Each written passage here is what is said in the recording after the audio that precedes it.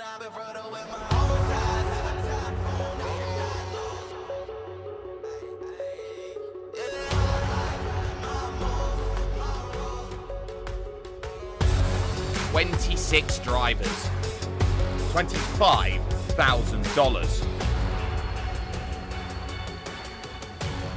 This is the Force Dynamics Dallara iRacing Grand Prix Championship.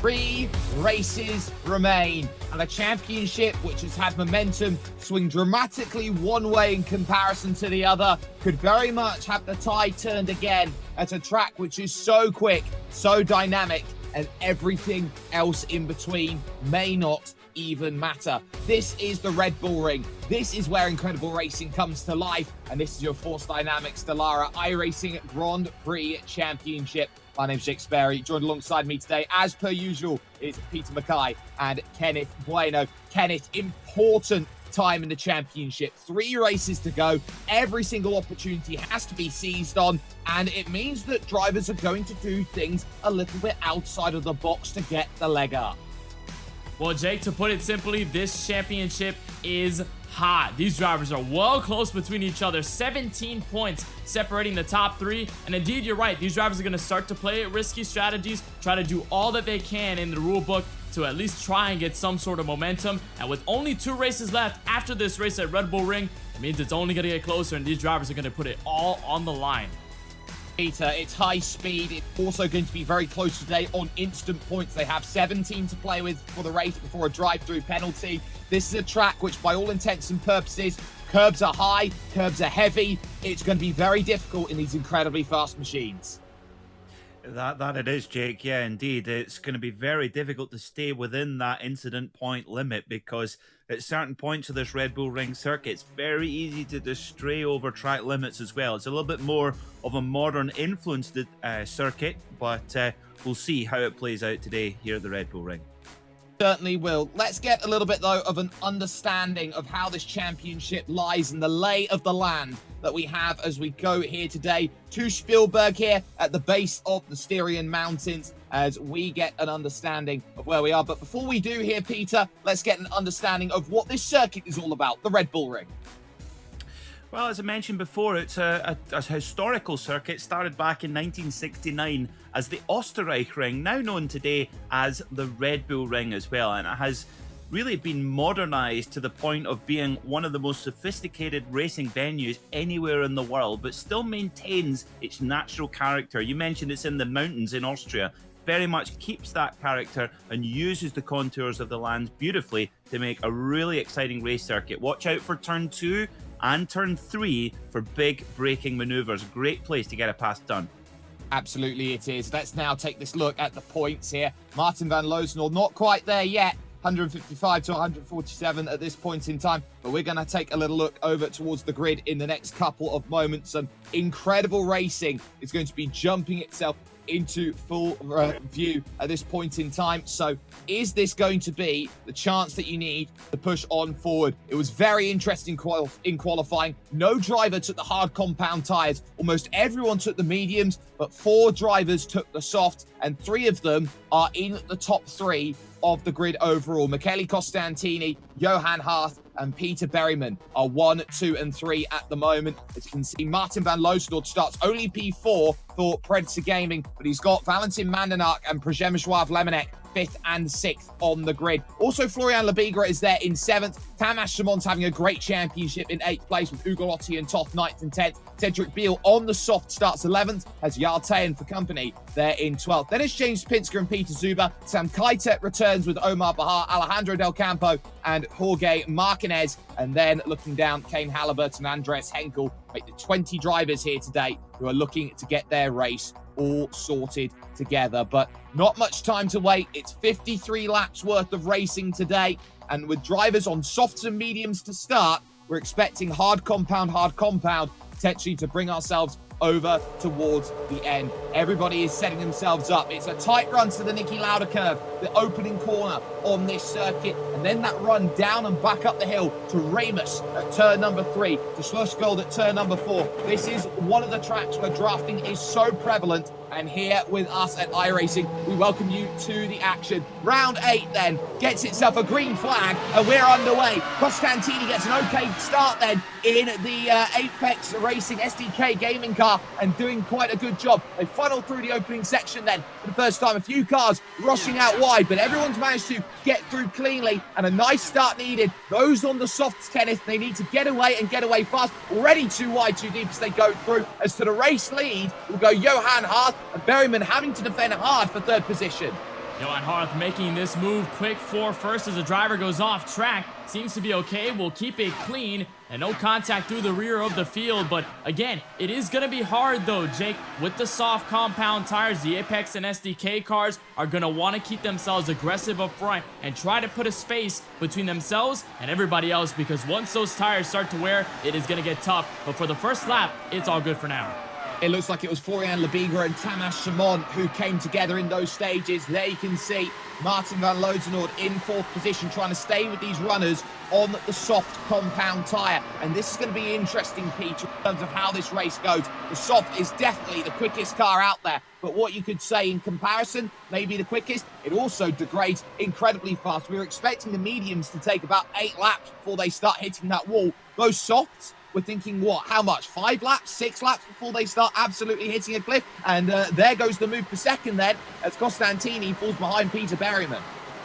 So our pole sitter, Costantini, not a good start for him. He had such a pace advantage in qualifying as well. And what that allowed to happen is the number 69 championship leader, Martin van Lozenord, right in there with Costantini as well. Now, will SDK Gaming and Apex play a game here? Will they now use Michele Costantini to back up Van Lozenord and allow Hart and Berryman, the 2 championship contenders, don't forget, to escape? Because remember, Costantini really is out of the hunt for the championship now, and judging by what we see on our screens right now, I think that's exactly what's happening.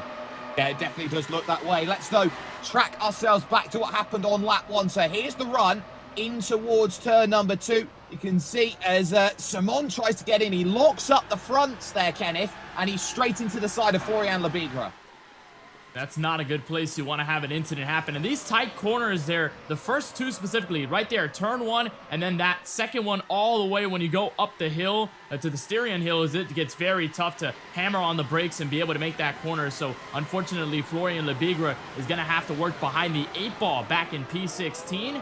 Meanwhile, there's a pass right there, an attempted pass, as well as Martin van Lozenord tries to catch up to Costantini. Also to mention, Jake, there was a wreck near the rear of the field with Kane Halliburton, so the Racecraft Esports car officially out of this race early.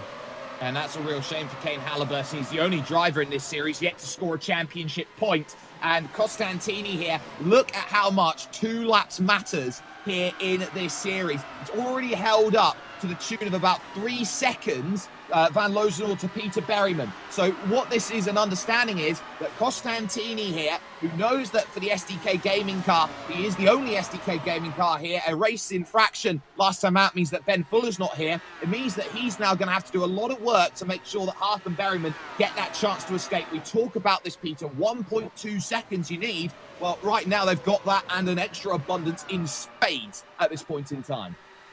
Well, all you need to look at is the lap times. Johan Hart and Peter Berryman almost identical, 105.4, just a couple of hundreds either way. Michele Costantini last time by, 106.8, and they're on the same tyres. I think you can read into that as much as you want. Michele Costantini very much used as a rear gunner here, and he is backing up Martin van Lozenord into the pack and allowing Hart and Berryman to escape. And this is just playing into the hands of those two who need to get points on Van Loozenhoorn here today, and it very much shows. There is Hart, there is Berryman, they're P1 and P2, and all is calm then with the two Apex drivers who know that today they've just got to chase down some points, they've just got to get themselves back into position here, Kenneth, and this is part of the plan. They're looking at it, and if it wasn't for the fact they're concentrating so hard about the instant limits here today, they'd be smiling from ear to ear at just how well the strategy is working out in the opening 4 laps. And I think if you already had that blueprint figured out for the start of this race, as Peter Berryman sets the fastest lap, the driver in P2, if they're already happy with this strategy then and this plan, then it's probably going to work for the rest of the race, considering the fact that Costantini just continues to hold the guys behind him up and put that gap, as now Van Loozenhoorn will look to the outside, but again, cannot make the pass in the round up to turn 2. It gets really tough to make those passes when you get the draft because you're going so fast to the point where you swing out to the left, you swing out to the right, you maybe get a wheel there, but you do not have the entrance to the corner that you could want. That's what Van Loozenhoorn is struggling with right now on the medium sidewall tires. Just the fact that maybe Costantini's able to hold it because he does have the soft tyre in the middle of the corners. Van Loozenhoorn doesn't. The group forms up behind. He's got his direct teammate in Przemysław Lemonek there just behind. The RHG car, Valentin Mandenark leads Ugolotti, Kaita, Tejan and Shimon in that group forward, and they're all just stuck. Now, we talk about drivers, for example, when it came to Formula 1, Peter, having the ability to hold up drivers behind. Jarno Trulli comes to mind. I think Costantini's got that same heir apparency at this moment. They're both Italian. That's one thing for sure. But, you know, this is absolutely within SDK and Apex's right to do that. I mean, we saw, you know, definitely the help from teammates for RHG and Predator Gaming last time out.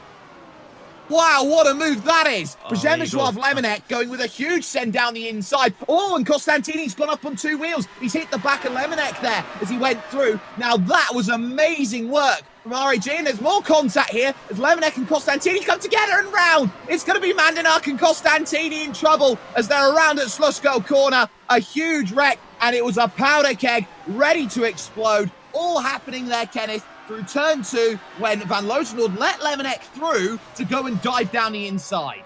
And you can tell right there, the Predator Sim Racing cars were frustrated with Michele Constantini. They wanted to get by him so badly, and then Lemonek made that move. They all went almost about 3 wide into the corner. And then, of course, you can't really do that with these wide Dallara IR01s, and the contact is made. Michele Costantini is going to fall back to 7th, but you got to imagine there may be either some wheel damage or some front wing damage on the front of that machine. We'll see if he ends up coming down pit road. But as for the driver of the 46, he's down pits with 1 wheel off of the race car. His race may be over. It looks like it very much is, and that's not going to be ideal at all then. Let's take a look at the replay. So this is how it happened here. So Mandenark's going to the inside. There's contact already as they go through. Mandenark thinks, oh, hey, look, I've got a chance down the inside, and suddenly there's nothing there. The wheel's off the car, and that's it. It's game over then for one Mr. Valentin Mandenark. His race all but over. But the keys here to this race have been so simple in the early stages of this race. Build a gap, run away with it, and that is what we have seen. This is the battle on screen right now. This is Jarl Tejan looking to try and stay with Michele Costantini. He's still going out there. Is the number 66 car. He's in 7th position right now, but you would say already 7 laps into this race, Costantini's job right now, Peter, is complete. There are the front 2. It's going to be a race between Hart and Berryman. Who wants the points more? Absolutely, yeah, the job done as far as holding up championship leader Van Loozenhoorn. Yeah, you maybe be interesting to have another look at the into Remus curve where Lemonek made the jump and actually overtook 2 and caught us both by surprise, I think. And yeah, Ron maybe decided enough is enough and went for the move. And well, that brought out quite an unfortunate incident there, but. Really, for Hart and Berryman, exactly. These are both championship contenders at the front, racing for the same team. They need to now figure out how they go for it. We have seen them be allowed to race in the past, as long as they don't take each other off. But it wouldn't be the first time we've seen drivers from that team make contact with one another. No, that's very true. Omar Bahar here, just trying to find a way past James J. Pinsker. And effectively here, Kenneth, it's paints with Pinsker time. He's got a car right now with every single driver's face on it as he drives around. How intimidating is that, seeing your own face as you go and pass a driver?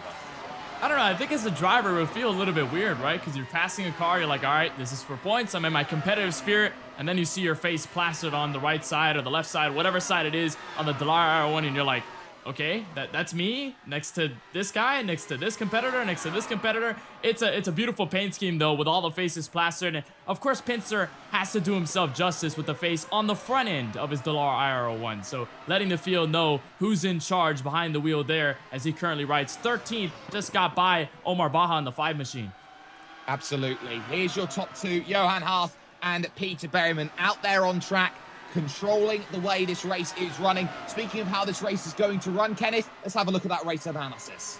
Well, indeed, let's look at our Force Dynamics race analysis for the Red Bull Ring. One thing you're going to note, guys, is the fact that this track is short and very, very quick. So you're going to run down laps here quicker than most of any other tracks on the circuit. 53 laps in total, with a total of 229 kilometers to run throughout today's race as we're closing in on lap number 10. What's going to be interesting here is when drivers go down pit road, they're going to have to go to a measly 37 miles per hour. It's going to be an absolute crawl down the pit lane, and that pit entry is also tight and tough, so drivers are going to have to also keep that in mind. Fuel window looks to be about 21 to 24 laps, so you can run down laps quickly here, but you may have to watch for that window to see how far you can stretch it and what's the sweet spot there comparative to the rest of the other drivers. That's what we should look at, Jake, for today's race. But these drivers, I don't think, are looking at strategy. They're looking at race positions. Here's a nice battle for about P4. Absolutely. There were 3 wide, actually, going in towards Raymer's corner.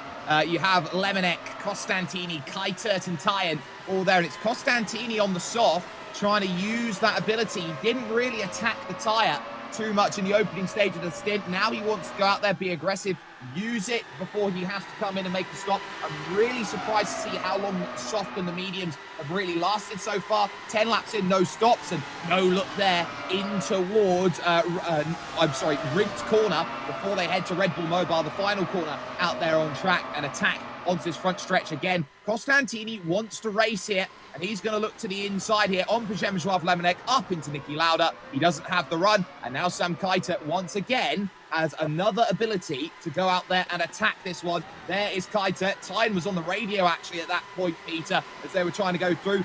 This is what we call close quarters racing, and this is how quickly packs absolutely bring themselves into play. I think Lemonek is defending hard to give Van Loosenhoorn some gap so he can guarantee a podium.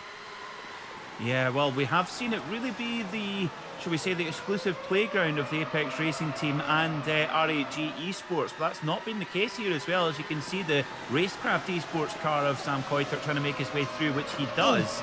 Oh, and a little bit of wheel contact there with Lemonek, and that drops Lemonek right back very, very quickly, abruptly.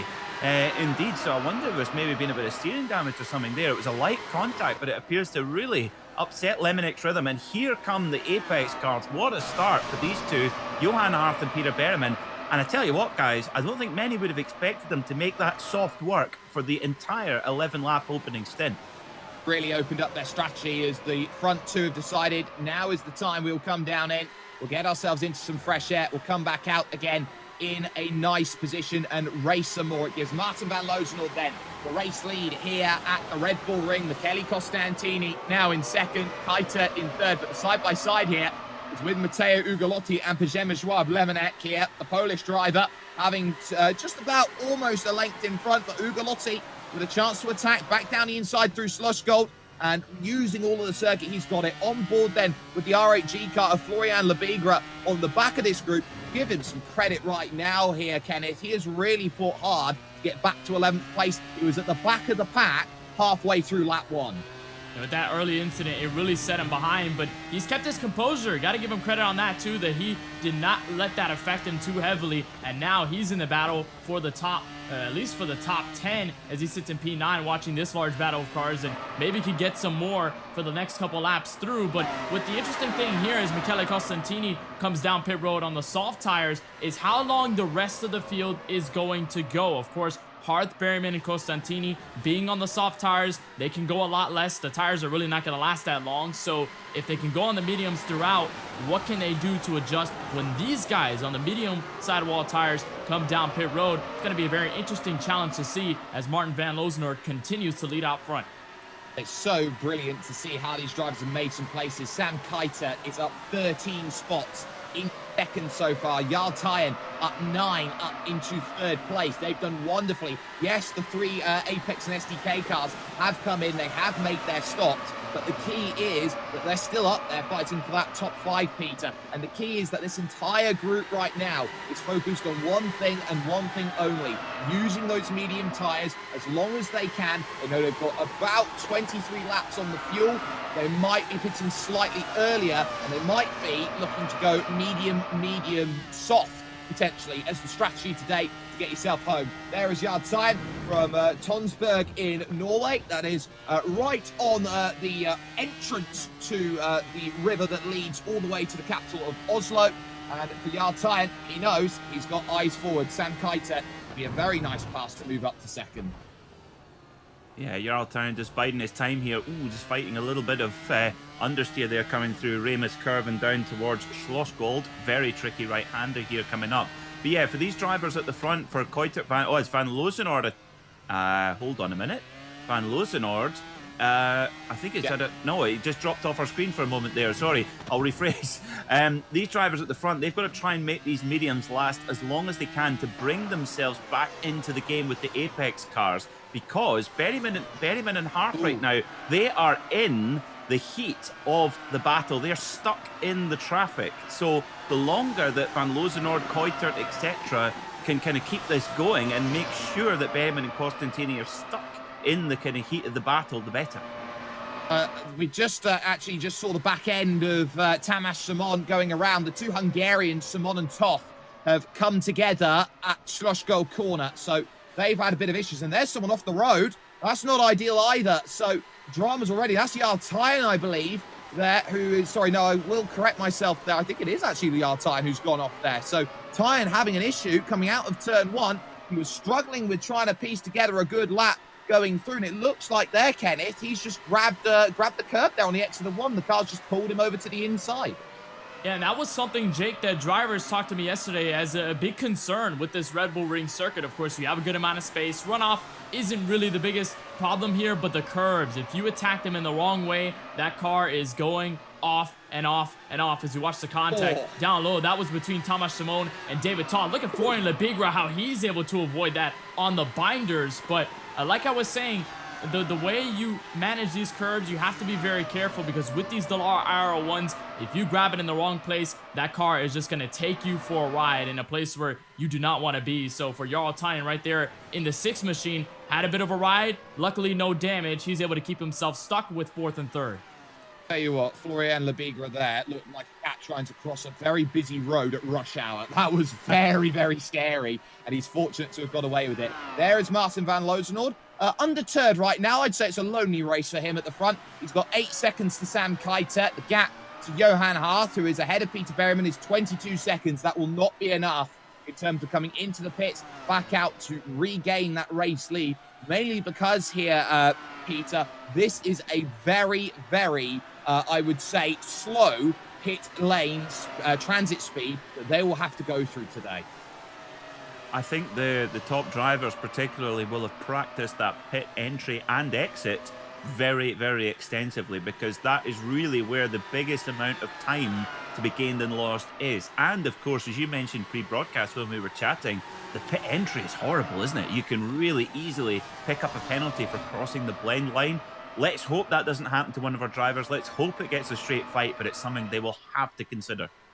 They certainly will, as we focus here on this big battle on screen. It's David Toth versus Florian Lebigra as they fight for 6th and 7th, as Johan Hart and Peter Berryman right now are actually dealing with traffic at this point in time. As we focus forward, there's Przemysław Lemonek here, 3rd in the train, seeing Ugolotti and Kuitert fighting here for what is 2nd and 3rd positions at this moment in time in the race. Lap 17 here of 53. And you feel that the pit stops will be opening themselves up at this point in time in the next 4 to 5 laps or so. That might be where we see it. But Kenneth, the importance now is who has managed those tyres. It's worth noting we're in early morning conditions. It's 25 to 9 in sim time in the morning, which that this track is only going to get hotter as the race goes on. This contact Kai turns around. He was coming into the pits and Ugolotti's tagged him.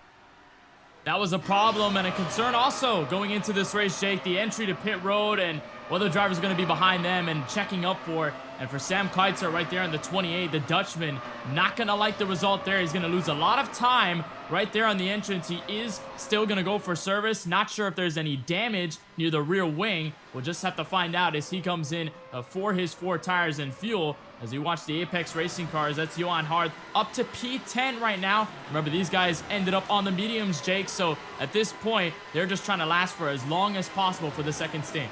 Oh, and just to make things worse for Sam Kiter here with this hit, as he's gone through Peter, he's been picked up by the iRacing system, a penalty for unsafe pit entry, and that is doubly difficult.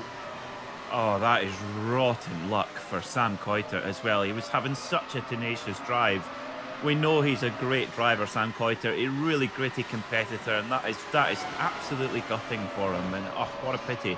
Now, a point on the 2 Apex cars, Berryman and Harth. They have not been able to put in the same pace that Martin van Lozenoord has done in the last 4 or 5 laps because they've been stuck in traffic. They've been having to get their way through the pack. And also what that has meant is that Harth has actually dropped Berryman by the tune of 1.1 seconds as well. So we must consider that as well as where van Lozenoord, even Ugolotti, Lemonek, where do they come out after they've made their stop or 2? It could be that we see them sort of concertinaing together.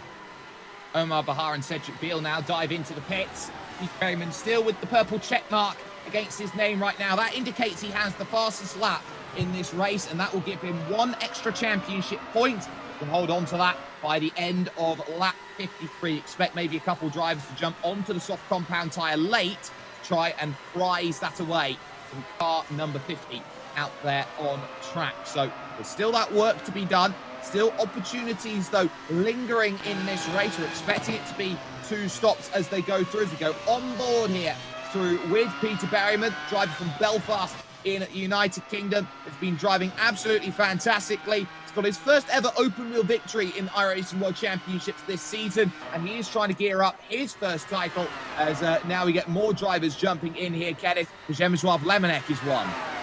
And this is rather early as well, Jake, into the pit window. I mentioned the fuel was probably going to last for 21 to 24 laps, but I'm guessing with the tire compounds and how they're falling off rather quickly, these guys want to go a little bit earlier. So for Przemysław Lemonek right there on the cusp of lap 21 for the window, but nonetheless, he's going to make that early stop. It's going to be interesting, though, how these guys here in Harth and Berryman, how they catch back up, because there's a lot of time separating themselves between where they are right now on track in the latter half of the top 10 versus where Martin van Lozenoord is right now in the race lead. It's about, I'd say, more than 9 seconds between them, or more than 15 actually, between all of those drivers at that point. So it is a rather large gap.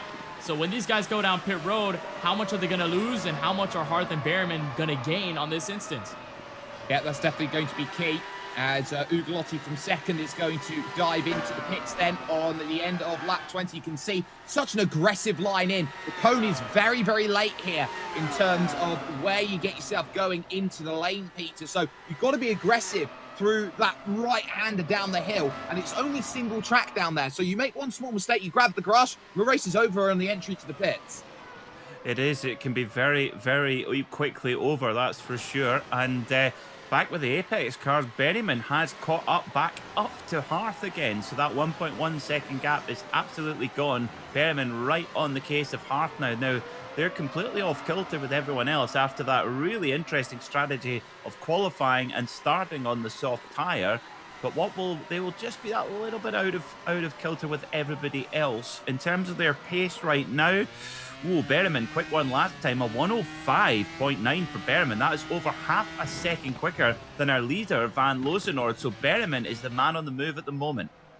You can see that they're on the yellow-walled medium compound tyres as into the pits comes the race leader. He'll be followed by Toth and Tyan. Martin van Lozenoord is in. Florian Lebigra is staying out, so he will take a lap of control then at the front of the field, going as long as he possibly can. So everybody now is getting that little look and understanding of what they need to be doing. Through will go Berryman, through will go Johan Harth. That was not going to be the surprise here, as Van Lozenoord is already off and away and giving chase, but they are long gone at this point in time. We knew it was going to be Hart and Berryman fighting out for the victory today after the opening 3 laps of this race, but it's still not over and done with because they've still got some traffic to deal with. There's James J. Pinsker. That's Sam Kiter, by the way, behind. A lap down, I should add as well. The Aviators are still on for him at the moment as he drives through, Kenneth.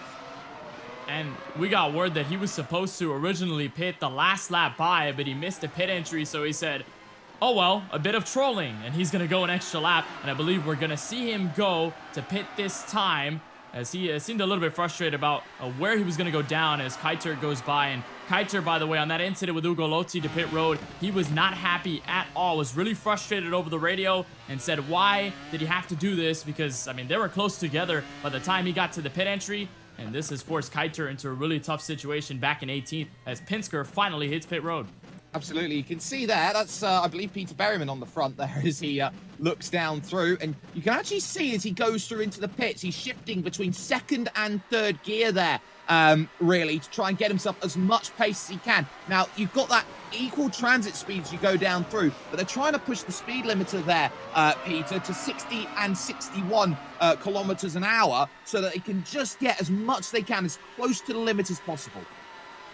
I'm going to have to try that in my next race on iRacing because that's very clever. Very, very clever. These little minuscule differences make up one big difference, and that's why we're watching the very best drivers in the world here on the iRacing simulator. And we know James, we know he always has some fun paint schemes for us every week in the Aviators, but trust me, you do not get into this series. You have to pre-qualify. He's no fool, and believe me, he's taking this a lot more serious than he lets on. Let's have a little talk then about championship implications with Martin van Lozenord currently in 3rd position. Johan Hart leads. Peter Berryman in 2nd. It's 25 points for a win. It's 21 points for 2nd. And it is 18 points overall for 3rd place. 1 point for the fastest bonus lap. That's with Peter Berryman right now. So Berryman would be ahead of Johan Hart at this point by 2 championship points, but that gap will be sliced down from 11 points down to just 7 points, heading itself over to Suzuka 1 week from today, Kenneth. So it's good damage, but for Peter Berryman, if he wants to make, I would say, a sizable hit in his back and forwards, we take a look at the schedule right now, Suzuka and Hungaroring after this. If he wants to make a sizable dent, he's got to get past his teammate, but as we know, Johan Hart has every right to win this race. He is just as much in the championship fight. Of course, and when you have 2 teammates running right there against each other, you're going to have some conflicting interests. Of course, they are going to try and make something worth as a group in the Apex Racing team, but when it comes to an individual championship, these drivers are going to go all out for it, and if it means they're going to go out for as many points as possible, and that's what they're going to do. So Hart isn't going to make things easy for Berryman. He's going to keep himself in the front and try and win this race because that's only going to get him closer to championship glory by the time we get to the final 2 races in Suzuka and Hungaroring. So watch these 2 for the next half of the race because these guys may be playing the point situation very differently to try and get ahead of Martin van Lozenord, who's won the last 4. And more importantly than that as well here, as we look at Przemysław Lemonek here in 6th position, chasing down Matteo Ugolotti in the fight for 5th. This is all about now just mitigating all the risks in this race. This is a risk-taking circuit. So if you can say, oh, I'm only battling my teammate, for example, there's no team's championship here. But if you're only battling your teammate, and you've got Przemysław Lemonek here who's fighting Ugolotti, there's a very different dynamic about how you approach that battle. There is, yes, and although we might see no team championship and perhaps some cars painted in different colours, for example the SDK and Apex, trust me, the checks are all being written by the same person. So that's very important in professional level motorsport, either in the outdoor world or the virtual world, is that often you have to play the team game. I mean, we have seen certain instances of that throughout the season as well. And, you know, Michele Costantini, let's not forget how he has played a critical role in that 6.8 second gap back from Parth all the way to Van Lozenord. Yeah, he very much did, as we look at David Toth and Jarl Tyen racing about then for 8th and 9th positions in this race. Tucked up underneath then is the Hungarian Toth in the wannabe sim racing car. He'll move over to the right hand side through the small king up the hill braking zone at Ramus, means he can brake slightly later into this corner. He gets the crisscross, and he will move himself then up a position with that. But such is the nature of this roller coaster style circuit. You have that immediate opportunity to try and fight back when you get to Slushgold corner. Not quite able to make that happen when it comes to Yartine. So it will be once again a game, Kenneth, of waiting. Yeah, it definitely will be a game of waiting and waiting for the next pit stop cycle. That's where these guys are going to be focused on now, especially given the fact that the mediums and the softs may come into play maybe for some teams, depending on what they really want to get based on position. But I do have some information on a critical driver in this fight for the win. Przemysław Lemonek mentioned he has damage and needs to be in the draft in order to keep pace. So maybe on that second pit stop, the driver of the 11 for Predator Sim Racing is going to look to repair the damage. He's tucked in behind Matteo Ugolotti, so he's okay for now. But if he continues with that damage, that's not going to be good for him at all. Well, I was just looking at his car, actually, as he was going around. It doesn't look like he's got too much wrong with it, as we still focus here on Toth, who's there. And here is Johan Haaf from Dallara, Leban, just a stone's throw away from Montpellier here. And just in front of them is Andreas Henkel and Sam Keiter. They are fighting for position in front, and at some point they will have to look at what point do they go through. And for these two at the front, the last thing that they want to be dealing with is that traffic having their own battle, Peter. Yeah, this is a very interesting dynamic here as well, because the blue flags are advisory. Yeah, still, of course, these drivers all competing together in the same championship. You don't want to make enemies if you can absolutely help it. But yeah, very fair play there from Andreas Henkel. Just eases off, allows Johan Haaf to go by. And indeed, Henkel moves aside as well to let Berriman go by as well. Now, will they get the same courtesy from Sam Keiter? We shall see. You've got to think that poor old Sam Keiter in that number 28 car, I doubt he's in a very charitable mood right now after what happened to him earlier on. I certainly agree, and it definitely wasn't his own fault, as he was coming into the pits. He just got tagged from behind and just got the double whammy, so to speak, with the iRacing penalty that came into play. There's not much you can do really and argue against it, but as Johan Haaf leads Peter Berriman effectively by the hand around this circuit, it feels at times. The way that they're driving here is all about how they work forward and get as much as they can. But keep an eye on that gap, because their tyres are going to be going off at this stage here, Kenneth. That gap was 8 seconds when they came out of the pits, and Losnell's actually brought that gap down to about 6. And he's kept it stable right there at about 6.3, maybe 6.4 seconds. So he's not necessarily drastically gaining time in some cases, but I think now is when he's going to start to pull in and turn on the jets on this top two, because on the medium sidewall tires, you can go about 8 or so laps before it starts to fall off and the car really starts to get oversteered and it gets really difficult to drive. So for the top two, they may look closer than ever to go down a pit road. And as for Martin van Loosenoord, he's just going to need to wait and see how it all shapes out as you watch a battle for 5th. Here's a nice 3-car trio: Matteo Ugolotti, Florian Lebigra, who just got by Przemysław Lemonek for 6th. Absolutely that. So the R8G car getting past the Predator Gaming car, and it's Lebigra's turn now, who was down at the bottom of the pack at the half point of lap number 1 here on lap 29, heading to lap 30 of 53. He's got an eye on Matteo Ugolotti. Johan Haaf leads this race by half a second over Peter Berriman. Martin van Loosenoord is third with Michele Costantini fourth. And it's this group for 5th, 6th and 7th. Ugolotti, Lebigra and Lemonek. We've got David Toth in 8th position just off of this group. Yartine in 9th and Tamas Simon rounding out your top 10 as things stands with 24 laps to go here from the Red Bull Ring in the Styrian Mountains, just short of Spielberg, here in Austria. Lebigra with a really good run and almost in the grass there. Really not understanding where he was quite going there was Matteo Ugolotti, and the move comfortably done by Florian there in the 02, passing the 98. Ugolotti there, that was really strange. It looks like he grabbed the grass maybe and the car oscillated over towards that a little bit there, really, Peter.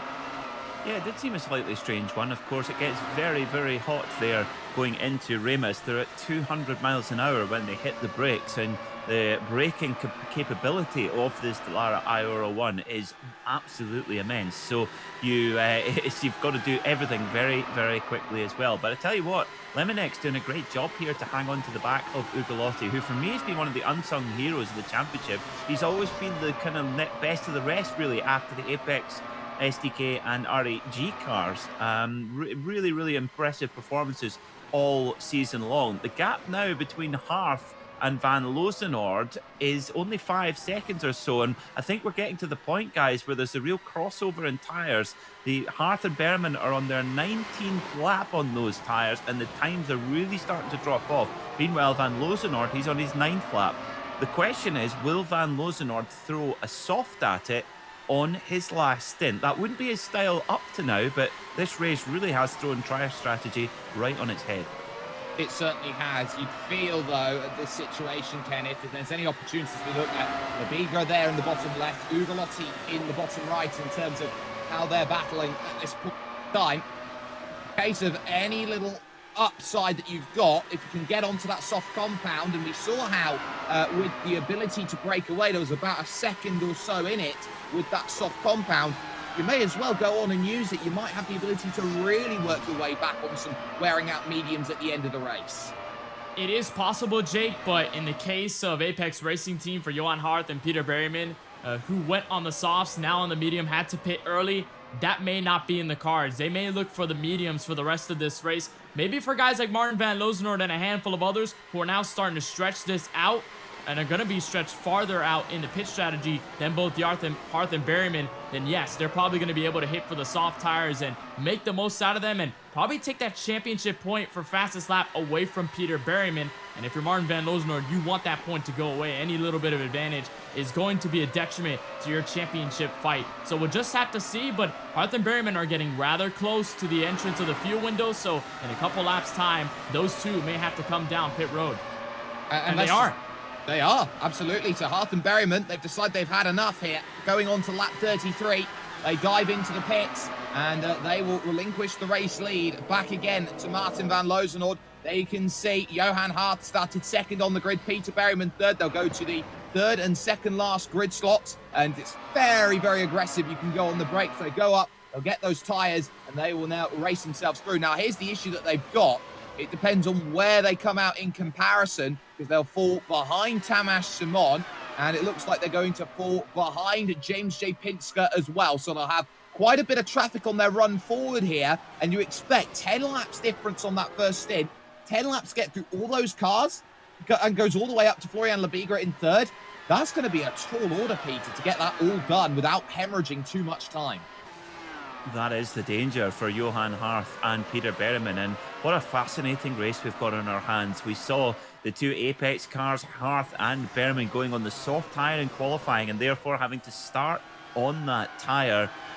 Very interesting. So they're going to go soft and then a medium and then a medium. By that logic, that means that Van Lozenord, for example, could kind of reverse that, going medium, medium, and then soft at the end. So we could see a podium battle coming right down to the wire. Here comes Costantini as well, because don't forget him. He, of course, started on the soft as well. Our pole sitter by a gargantuan margin of 0.2 of a second, which on a lap this short on a car this fast, that's huge. Absolutely is. And David Toth here is on the back of Przemysław Lemonek. So can the wannabe sim racing car find a way through? Lemonek lets him have it before they even reach it. Didn't want anything to do with that at all. As Toth goes down the inside, moves up into P at number 5 for the time being. And, well, P4 even, because Costantini's coming to the pit, sorry. And his next chase will be Matteo Ugolotti for what is, at this point in time, the podium. But net respective here, Kenneth, something that isn't necessarily the case. Of course so, and by the time these guys go down pit road, of course, we'll see just how it all shuffles through. But you saw Przemysław Lemonek make that run and didn't really try to fight David Toth for position. Again, as I mentioned earlier, it seems as though he's struggling a lot with straightaway speed, so that's why he wants to keep himself in the draft. And when I talked to him yesterday, he said there may be some emphasis on slow exit corner speeds, trying to make sure that's good within the car, making sure you can get out of the Niki Lauda curve and the Ramis good, and then get yourself through the twisty parts in the final sector. So for Lemonek, I think it's a good decision here to not push the issue and keep himself here, considering the situation that he has. And now Toth will look for P3. Here he goes to the inside of Ugolotti in the Ramis corner. Beautiful, easily done on the brakes, gets it sorted on the exit as well, but Ugolotti's going to get the drive here as they make the run to Slush Gold, then the next section of road. But this is very tough to hold yourself aligned. You've got to really go out of your way to get to the inside through that section of track. It's not straight through that section. A lot of people think it is. It very much isn't. And you've always got to fight to give yourself that room, and it's not there for Ugolotti. Toth moving at this point in time, now finds himself up into P number 3 here in this race at this point in time. Let's have a look, though, a little bit further back down the field towards some battles. Alejandro Del Campo here in 21 versus the 32. Jorge Martinez's Mag Performance car against the Euromaster machine. This is a fight for the final 2 points here, Peter, in the championship points giving we have today. So 2 and 1 point. Yeah, and these really count as well, because we're paying points pay all the way down to 10th position in the championship. And also we normally see this in iRacing World Championship series, where say the top 20, for example, qualify for the next season. I'm not sure if that's the case for next season here in the Dallara IRL1 Championship, but just in case it is, you better get those points on board. Absolutely. Points, of course, do mean prizes, and especially when it goes to prize payouts here today. $10,000 is the overall champion, $4,000 for second, $2,000 for third, and it goes down $1,500, and it slips all the way down to $100 for 10th place. But each race effectively here, Kenneth, has a bounty. $300 for a win, $200 for second, $100 for third. That's a lot of money on the line for the top 3 positions, and now that makes me wonder how much Martin van Lozenoord has, given the fact that he's won 5 races in this campaign. But nonetheless, I mean, it's a lot to go on the line, and we had mentioned over the past couple of races, especially with some drivers of being, getting some emotions out there, running at the highest level. These drivers are running for the money, but they're also running for just the largest sort of award in road sim racing. I mean, of course, we have the Porsche Esports Super Cup, but this series right here with this very interesting car, the Dallara IRL1, means a lot to these guys who qualified their way into the series. So they're going to put it all out here, whether it's 100%, 110, 150%. And even if it's with the money, that's going to make things a little bit better. It certainly is. We continue to watch the scrap for 3rd, 4th, and 5th. Toth, Ugolotti, and Lemonek. I've been keeping an eye on the times, Peter, and I'm sure you have as well, between what Johan Hart has been doing and what Martin van Lozenoord's been doing. They're on fresh tyres, but they're matching pace.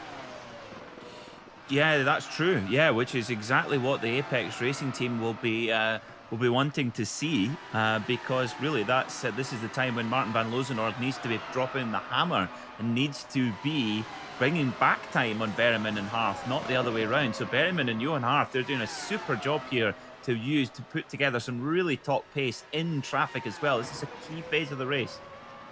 It's a very key phase of the race right now. They've got to do as much as they can. Van Lozenoord just struggling now a little bit, and that gap's going away. A few drivers diving down then into the lane. One of them is Tamas Shimon, the other Przemysław Lemonek, then deciding they can't go any further. Lap 38, so that gives them 15 laps, 15, 16 laps to go in, get themselves back in the way. That's medium compound tyres. If you're going for softs here, Kenneth, you're going to need what? We saw at the early stint be 10, 11 laps, making it work. Probably. That's most likely going to be the case. And we kind of saw it over at, I believe, Hockenheimring, where some drivers got it very close to the soft tires. It looked very risky, but nonetheless, you're going to want a decent amount of laps to put those soft tires in, because you don't want to go too overboard and then have that car handle like a straight dump truck for the end of the race and have yourself in a tough position when it comes down to the running order. So these guys are going to maybe play it risky, maybe play it safe, depending on their situation, as here comes David Toth and Matteo Ugolotti to come for the pit road. I believe we may look at the soft sidewall, actually the medium sidewall tires, but when they come down for serve, it's only 15 laps left. Dimshay Pinsker as well diving into the pits then. So a number of drivers deciding to get their service, and you can see there from the TQ Engineering car, that's another thing that you see here, Peter, when they come to their pit stop. They angle their car in the box, give themselves as much of a drive to go off of the exit, so they're not actually losing any grip as they go through and putting unnecessary wear into the car.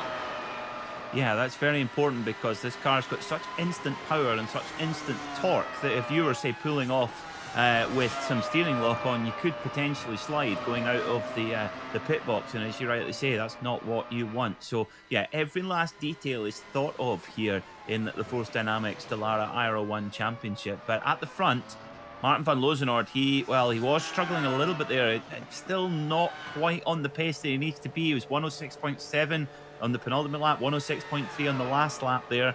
And compare that to Berryman and Hart, they're both going quicker by quite a margin. Well, half that time did a 106.4 as well, so it very much shows that it can be difficult. They've been having to deal here over the course of this lap, those two, with Jarl Tyen, who is in 4th position right now. So Hart is now up into 2nd. You've got Berryman in 4th and Tyen in 3rd, because Florian Lebigra, has come into the pits. He's made his stop. He's just getting out and away right now. Martin van Lozenoord's getting a little bit of help with the traffic here, but I wouldn't say all of the help is there. We take a driver's eyes perspective here. You can see the wing mirrors here. They go over the car here, and it's a very, very big angle with how they go. Little bit of struggle going through, fighting it. Look how much Van Lozenoord is actually pushing at this point in time. About 3 times he's had to put opposite lock there, Kenneth, through the final 2 corners of Rindt and Red Bull Mobile. I think at this point of the race, Jake, he's already knowledgeable about what the Apex cars are doing and how much the gap is, because the pit lane delta is around 31 seconds. It's a 21-second gap between where Van Lozenoord sits and where Johan Hart is over in P2. And that gap also is closing in as Hart continues to set faster laps here than Van Lozenoord is. So I believe MVL knows that it's time to push. It's time to get as much as you can in the final laps of this stint before he comes down for his final stop of the race. We'll see what lap that comes in with 13 laps to go, but he wants to make sure that the gap between himself and Hart by the time he exits pit road is as minimized as possible. Battle continues then between Marquez and Del Campo. They know that they've got themselves that final stop still to go potentially, but they're racing quite aggressively here in terms of this one. 49 seconds off of your leader at this point in time as they descend down the hill and back up into Ramos Corner here. Like 41 of 53. So it's now up to 42 now for Van Lozenoord, who's continuing out for another lap. But this is a real battle that we're seeing right now. And these two will be looking behind them because Tamas Simon has come out of the pits, of course, here, Peter. He wants to try and find a way through. There is Marquez and there is Del Campo. Both of them trying to get as much of a drive as possible to get themselves moving forward in this race. And you've got to think then that with Martin van Lozenoord 20 laps into the stint, you've got to think that he's lasted out the pain of these last 3 or 4 laps on the old medium tyres to be able to get to the point where he can throw some softs on and try and recover that time back. Otherwise, I think we would have seen Van Lozenoord into pit lane by now and going for a 3 medium tyre stint strategy. But I suspect he's got those red wall softs ready to go, and we're going to see Martin van Lozenoord really go for it on some qualifying laps.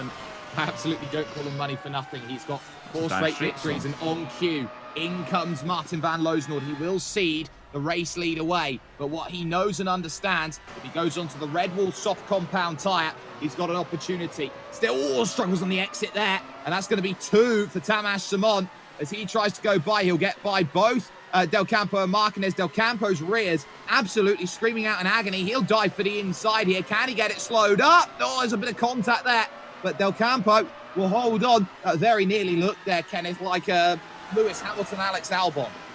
It necessarily did, as they're fighting aggressively for the positions, and it seemed as though Tamas Simon is going to get the most of Del Campo and Marquez, the 21 and the 32. Also to note, Martin van Lozenoord, who slipped down to 3rd, he has put the red wall tires on the soft tire compound with only 11 laps to go and a total of 4 seconds between himself and race leader Johan Hart.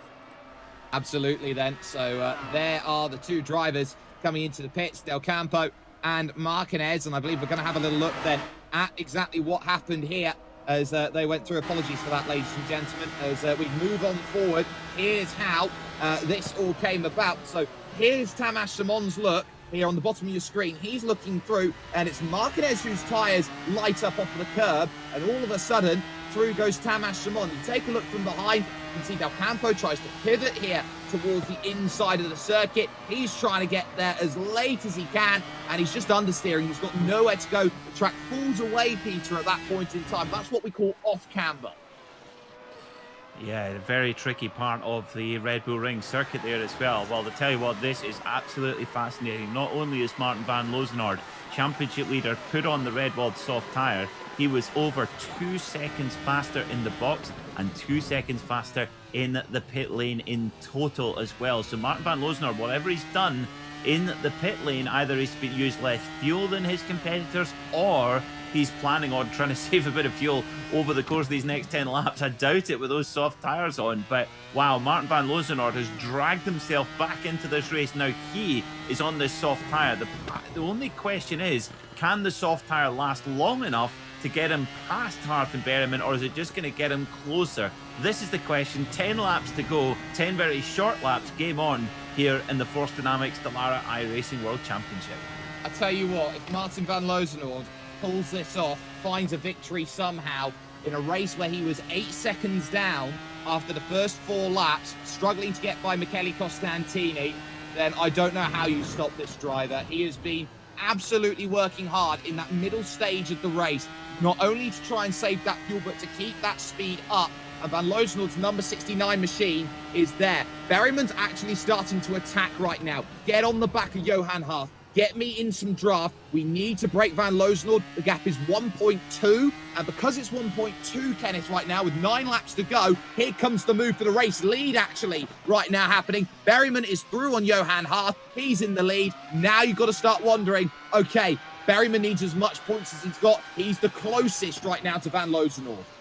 It was a textbook pass right there in that corner for the driver, the 50. But again, like I mentioned earlier, I don't think Hart is going to make things easy on him. Yes, Berryman is closer to the championship than Hart is, but Hart is within reaching distance. 17 points coming into today's race, so he is not going to go out without a fight. The problem is, guys, he doesn't have the buffer anymore for Michele Costantini and Martin van Loosenoord, as Martin van Loosenoord is going to creep up on Johan Hart. Will the pass be made in turn 1? The answer seems to be no, and a bit of contact almost between the two drivers as Van Loosenoord will look for the pass in the Ramis corner.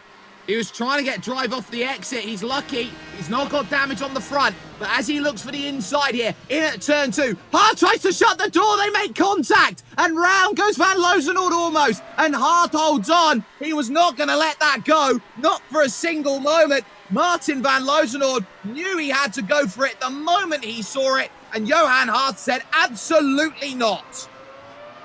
Wowee. Well, Martin van Loosenoord has got over a second advantage on the 2 Apex cars. He had time in hand there as well, but a little bit of a rash maneuver. Hart has got big problems, it seems, as well. Berryman is gone. Oh, more contact again. Now, the drivers have to be careful. They've only got 17 incident points, and contact with another driver will give 4 incident points as well. And I think Hart might be coming to pit lane here. Yes, he is.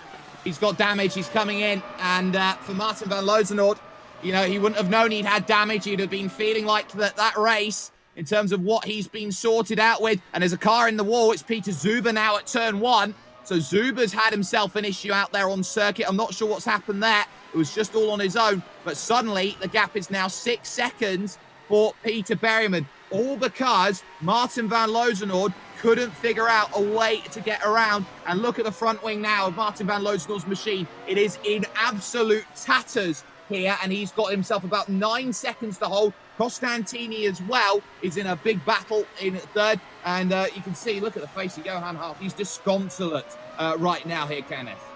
It is tough right there. Hart definitely tried to hold up Van Lozenor there, and Lozenor was just saying he was braking on corner exit. But even worse for the 5-time winner this season, he's got a drive-through penalty. So this is going to make things all the more worse for the driver, the 69, as he will most likely have to hit pit road by the time this race ends, and that may have secured the victory for Peter Berryman if he can hold on.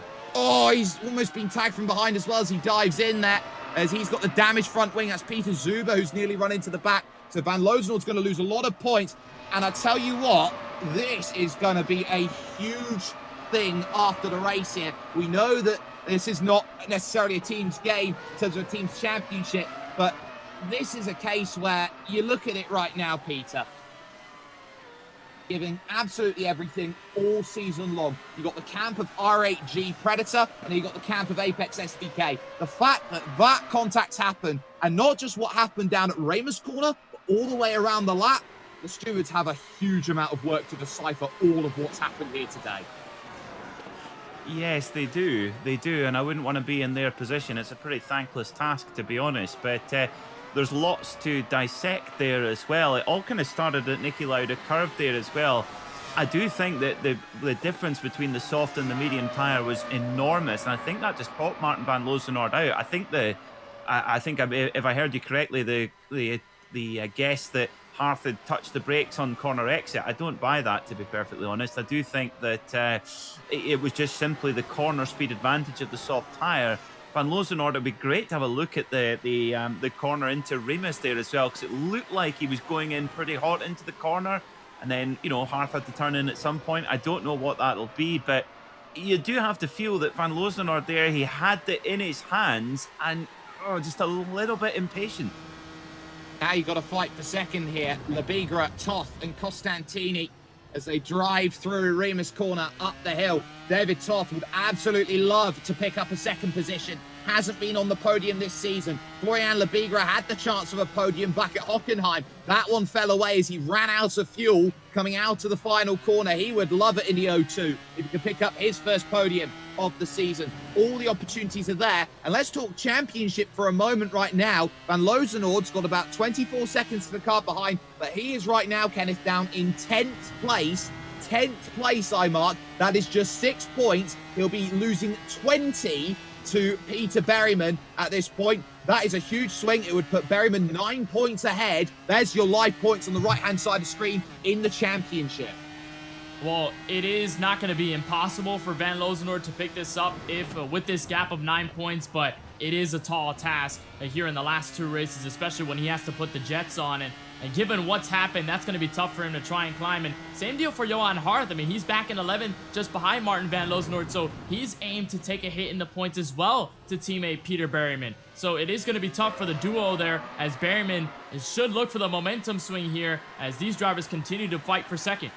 And they're fighting as well behind. You can see in the back a shot, Ugolotti, Przemysław Lemonek there, and the lap traffic of Jorge Martinez. But now it's a fight for second and third. Labigra's got to defend.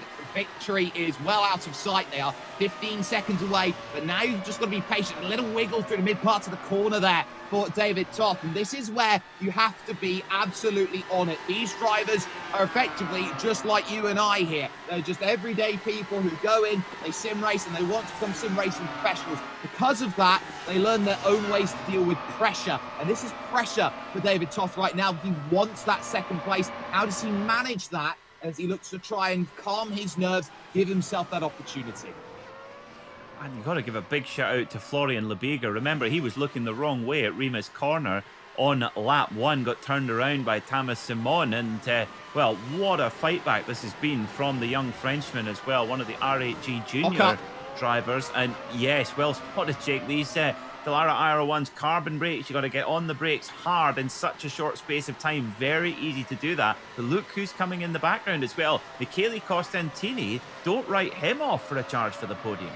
Don't write him off, but he's got much older tyres than these two, and it will be a Herculean task for him to stay there and for him to jump up on that podium. That is very much key at this moment as they try and make sure that their race plays out in the way that they know it can. I want to also point out that Johan Hart here might actually steal a place from Van Loozenhout at the end. He's got the fastest lap of the race. He's got soft compound tyres on. And with the damage that Martin Van Loozenhout has right now, Kenneth, he's 5 seconds a lap quicker.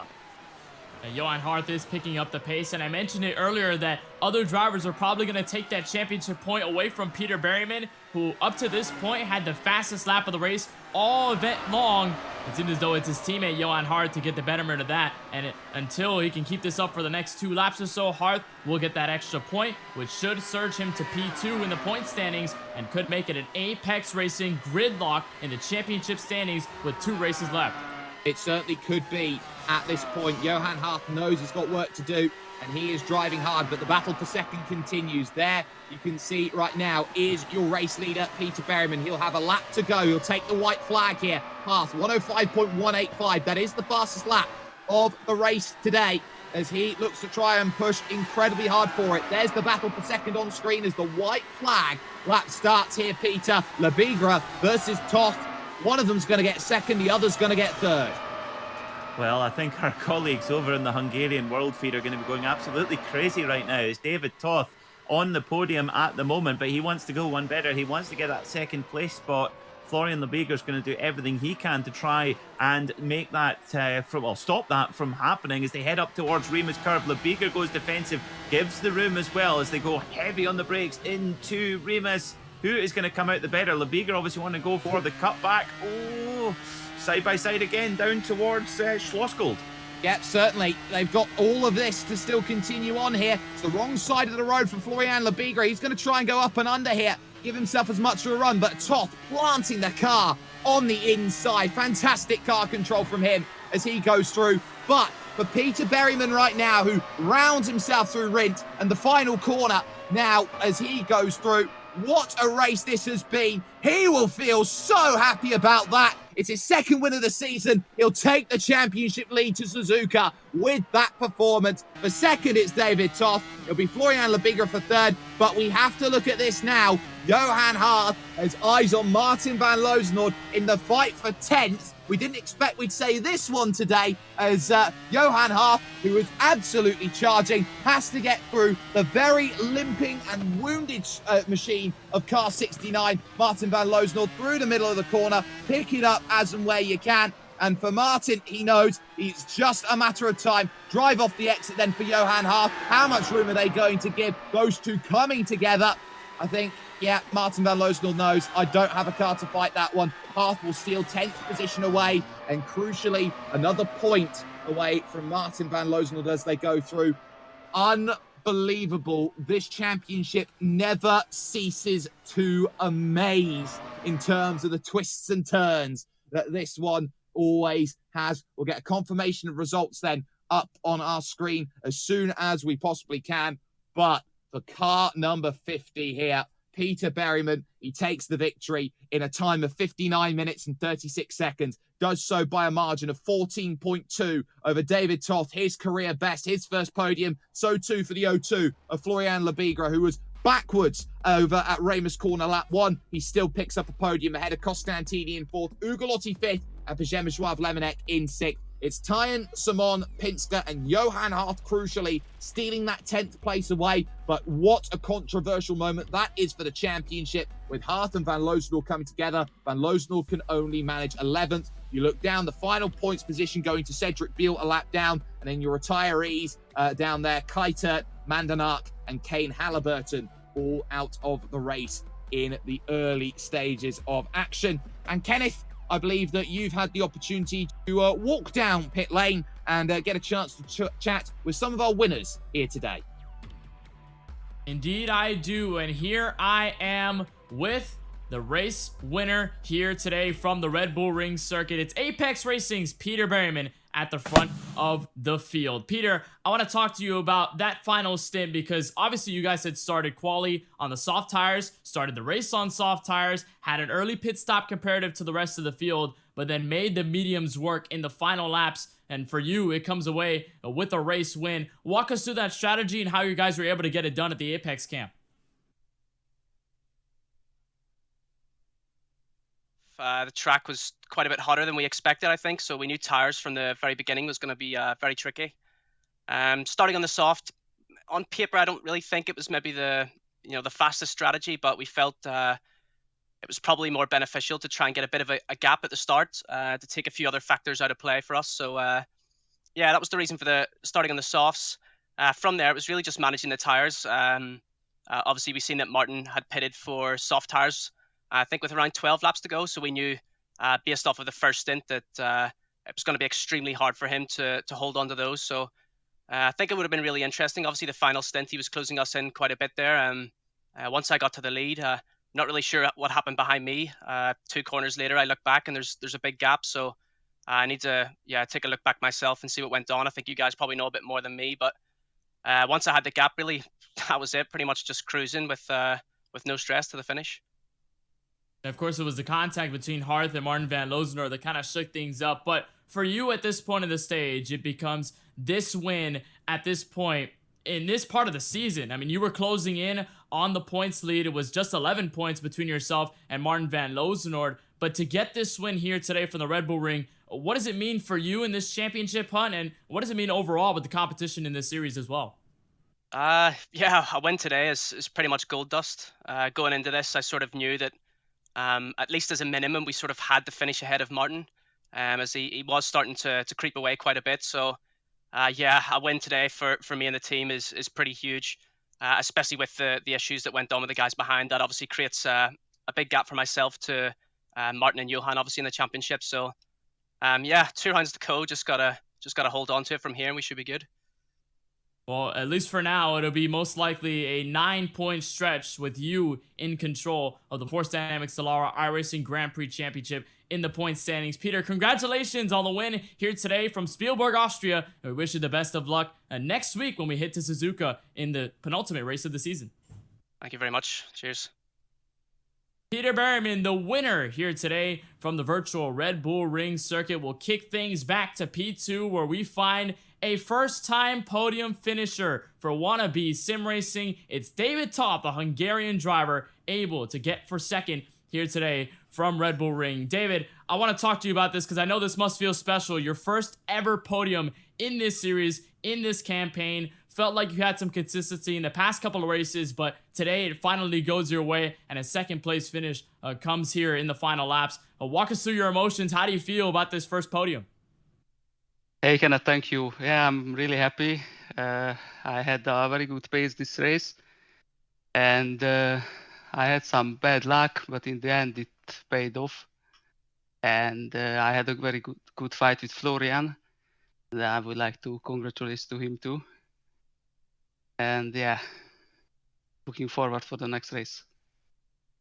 And of course, as I mentioned, it was a walk of consistency for you between the past couple of races, and it seemed like you and guys like Matteo Ugolotti were kind of the spoilers in between the Predator, RAG, and Apex Racing team, a sort of group that they've made up front. So to have this finish and to sort of gather all the finishes over the past couple of weeks, do we expect more here? Are we expecting sort of a further climb into the running order and maybe a race win down the line? Yeah, that would be nice, but my main goal is to be around the top 5 in the last 2 races. So I will not be very hard on anyone in the next races. I try to be smart and grab at least the 7th position in the championship. Well, David, nonetheless, it was a fantastic finish here today for the Red Bull Ring. And as I can quote from our friend Peter Mackay in the booth, I think our Hungarian friends in the World Feed are going absolutely ballistic seeing a Hungarian in the podium. Congratulations on the finish here, David. And we hope to see you next week. Wishing you the best of luck at Suzuka. Thank you, guys. David Toth gets second place in his first ever podium here in the Force Dynamics Dallara iRacing Grand Prix Championship. Our final driver for the interviews on the podium will be RAG Esports' Florian Lebigre, who ends up just behind David Toth in that 3rd position. And we'll get a moment to talk. Well, we'll get a moment to talk to the driver of the O2. And Florian, I know past couple of weeks, there's been some frustration. There's been some what-if moments. But today, I feel like you finally had the pace. And out of the first turn, or out of coming into Remus, you had a moment there off track, felt like it was going to be behind the 8 ball, but you managed to recover Walk us through that recovery, most notably between that first part in turn 2 and how you were able to pick it all back up to come home third today. Well, it was a tough race. About the crash, I don't know what happened. I will say after the interview. I just give everything to be back at least in the top 10. And P3 is a really good result, not for the team. Martin is P10 for the championship. It's not really good. Good for me, of course. I'm happy, but shame for Martin. And yeah, it was a good race. It was a good race for you after what had happened in the Ramus corner, but now we look to the final 2 races of the championship, Suzuka and Hungaroring. You, obviously your teammate Valentin Mandernak, your affiliates over at Predator Sim Racing and Lemonek and Lozenor, they're contenders heavy for the win, much like you are almost every single week. So what is the approach out of this group now, coming out of Red Bull Ring, which seemed to be tumultuous across the spectrum, to what's going to be the Japanese race at Suzuka, and then of course the finale championship race at Hungaroring in 2 weeks' time? We have to work a lot. I think here at Red Bull Ring we got a really good pace, and we have to work like here at Red Bull Ring for Suzuka and Hungaroring. Well, the final 2 races coming up, and I think a 3rd place finish here today for the Red Bull Ring certainly going to mean a lot for you as a driver. Florian, congratulations on the podium finish here today from Austria. Wishing you the best of luck when we head to Suzuka next week, and of course the finale at Hungaroring. Thank you. That's Florian Lebigre, the final of the top 3 drivers here. Jake, for the Force Dynamics Dallara iRacing Grand Prix Championship from Red Bull Ring. Absolutely. And what an incredible race that we have had here. There's 2 more rounds that remain. 1 week from today, we're going to be jumping over to Suzuka. That is going to be our next port of call. And what an incredible championship venue has proven to be. Peter, both sides are going to feel like they had an opportunity today. It's gone Apex's way, but when it comes to Suzuka, it's no secret that that track has seen it all and has done it all. Yeah, we're not short of dramatic moments in history at Suzuka, but we certainly got plenty today here at the Red Bull Ring, and you have to think that tempers will be high over the next few days, and really it'll be who can calm down and get back to it at Suzuka. I think qualifying, are we going to see a similar thing to today? I don't know. Suzuka is very hard on tyres, so might be that we see them going back to their more preferred hard tyre, but whatever happens, it is going to be a thriller and a head-to-head between RAG and Apex Racing Team. This is a showdown, and a showdown for the ages. Every race has been must watch, and it will continue to here today. With a massive thanks to Kenneth Bueno, Peter Mackay, and of course my name is Jake Sperry. It is now Berryman's Championship to lose. Just 2 rounds to go. Suzuka is the place that we will jump into next. Mie Prefecture, one of the most beautiful tracks that we go to and we see. But was that the moment that defines this championship? Haas and Van Loosenoord coming together. It all now is up in the air. We'll see you 1 week as we go to Japan.